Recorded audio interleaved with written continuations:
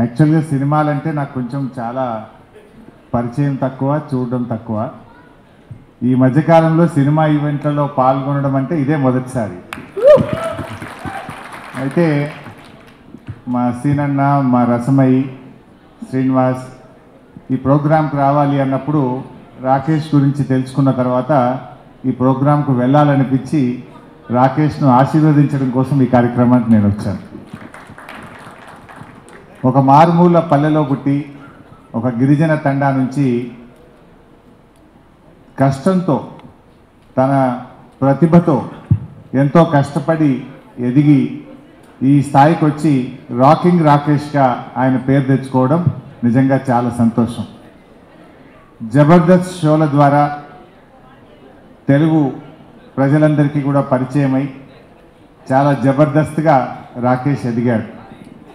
ఈరోజు రాకేష్ గారు కేసీఆర్ గారి పైన ఒక అద్భుతమైన సినిమా తీయడం నిజంగా చాలా సంతోషం. కేసీఆర్ అంటే ఆయన ఒక చరిత్ర.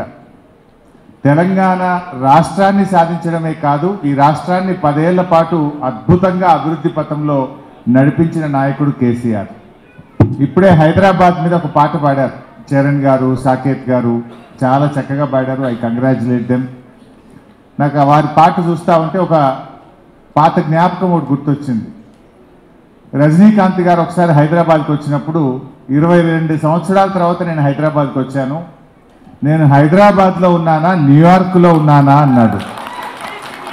అంటే కేసీఆర్ గారు పల్లెల్ని అభివృద్ధి చేశాడు, హైదరాబాద్ను అద్భుతంగా అభివృద్ధి చేశాడు.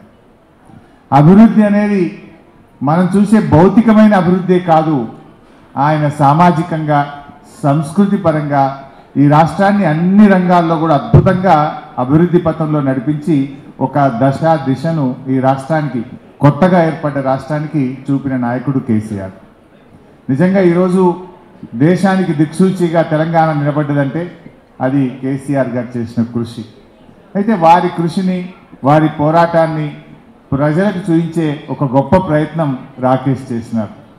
జనరల్ ఎవరైనా అధికారంలో ఉన్నప్పుడు పవర్లో ఉన్న పార్టీకి సినిమా తీస్తారు, కానీ అధికారంలో లేకపోయినా సినిమా తీశాడే, అది ఆయనలో ఉన్న నిజమైనటువంటి ప్రేమ అనుకోవచ్చు, దమ్ము అనుకోవచ్చు, ధైర్యం అనుకోవచ్చు.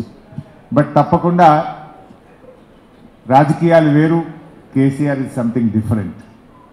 ముఖ్యమంత్రులు వస్తుంటారు, పోతుంటారు, కానీ తెలంగాణ రాష్ట్రాన్ని సాధించింది మాత్రం ఒకే ఒక్కడు, దట్ ఈస్ కేసీఆర్.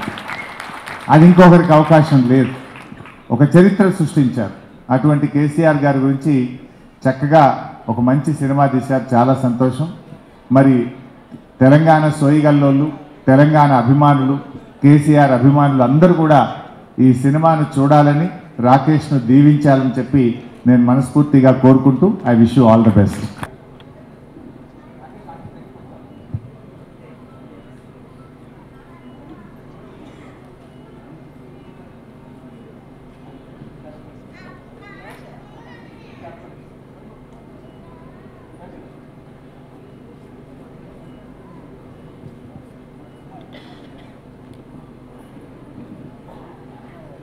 సీన్ అండి.